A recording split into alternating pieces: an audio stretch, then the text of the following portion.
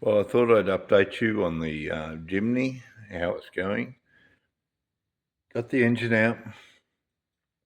So there's plenty of videos of pulling the engine out of this things. Everyone does it a little bit different. I took the inlet manifold off to get it out because all that wiring harness there that you're looking at there goes under the inlet manifold, and your starter motor is under there. So it was easier to get the inlet manifold out. Engine mountings were broken, or engine mounting was broken. A few things like that. So it's been pretty neglected. The bolts on the bell housing, you'll need a big breaker bar for that. Same as starter motor, I think they're done up by a sumo wrestler. But they do get a little bit corroded in, so you need a lot of WD-40 for it. But anyhow, I thought we're just putting it all back together. There's a few differences. So this one here's the 1300 engine. This one's the 1500.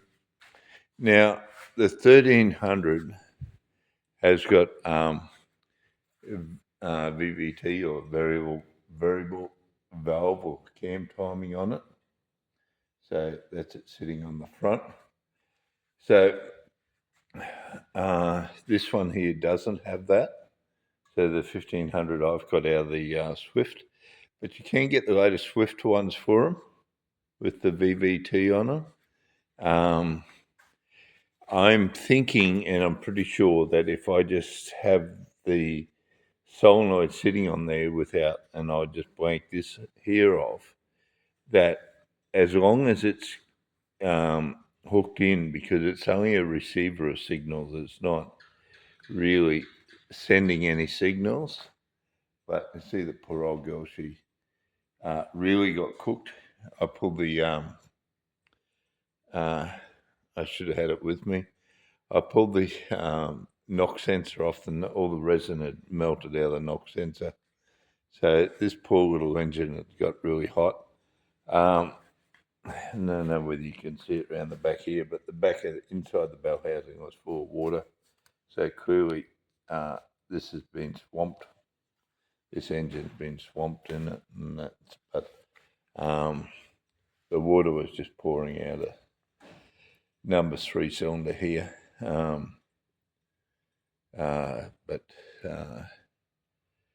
Yeah, so she's certainly, but the engine got cooked. There's no two ways about it. The engine got cooked. It didn't get hydraulic locked. It smells atrocious, right? Like it's just been cooked to high heaven. So a few things in swapping out. So I'll give this here gives you a good comparison of the ports. I poured these ones out, and these ones are not ported out. So what we'll do, we'll put the gasket on there, and we'll show you that where the gasket goes to. So there's 5 mil either side there, right? So from there to the edge of the gasket is about 5 on Summit 6. So I'll just take that off and put that on there, and you can see that now the gasket fully lines up. So there's 6 mil or 5 mil either side, so 10 mil. Increase these here by 10 mil. And when you come around here to put it on the extractors, and you line it up, the holes line up perfect with the extractors now. So these are, I forget the brand of these, but they're a pretty good brand, whatever they are. So going to the 1500, also upgrading the radiator. So the size of the core of the radiator is just phenomenal. So to give you an idea, that's the size difference in the radiator. Maybe if I turn it side on for you, let's put it like this. It's the size difference in the radiator. So I got a 3-core radiator. Wasn't expensive, $190 or something.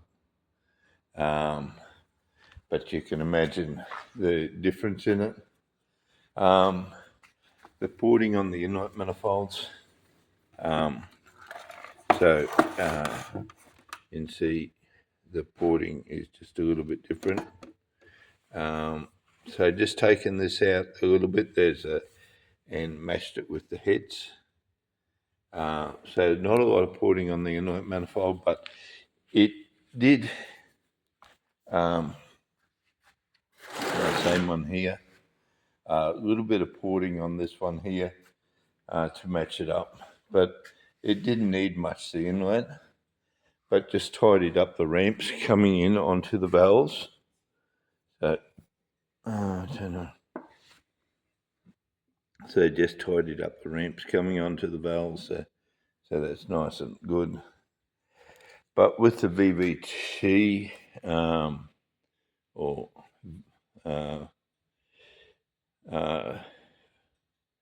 VCT, whatever you want to call it,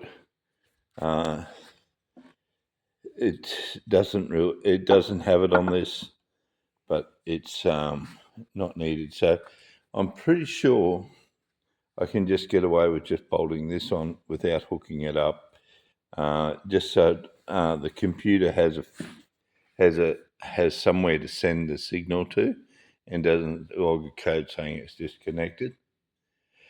Other than that, not much difference on the front cover. So the front cover, I've just got to remove those studs out of there. And I put that engine, the radiator pipe on there, coolant pipe. It goes out of there across. Whereas on this Suzuki Swift, it's a little bit different. So that's one of the differences. And the sump, of course, got to swap the sump over. Sump is totally different. So it's one of those things that it's got to do. The engine mounting, that's the engine mounting, that's all that's left of it. It was totally knackered on this side, so people they've been driving around with the broken mounting. It's been neglected, but it's coming together, so I thought I'd update you on where I am with it. I got most of my stuff for it now. I'm just waiting on the knock sensor and a few other bits and pieces to come, and then I will assemble this and put it to, finish assembling it, put it all back together, and put it in the vehicle. And hopefully it should be a really good little Jimny to get me around. I'm buying it. I've got a car that I'm keeping. It's not a car that I'm going to sell. So it'd be interesting to do. I've got new water pumps and everything coming for it. New water pump and everything coming for it. A few other pieces, but other than that, and I'll just give you a look at the inside of this. Is what happens when you cook an engine and then let it sit. Don't do that. Anyhow, that's. I thought I'd update you on the Jimny, swapping the 1500 over. I'm sure that you can get a VVT 1500 off a later model or some of the Suzuki Swift, but I think this one here is a 2005, and this one here was a 2008 in the Suzuki, in the Swift. So probably just go for maybe a later one in the Swift. I don't know why they're in Australia. They played around so much and didn't have them. But anyhow, update. Catch ya.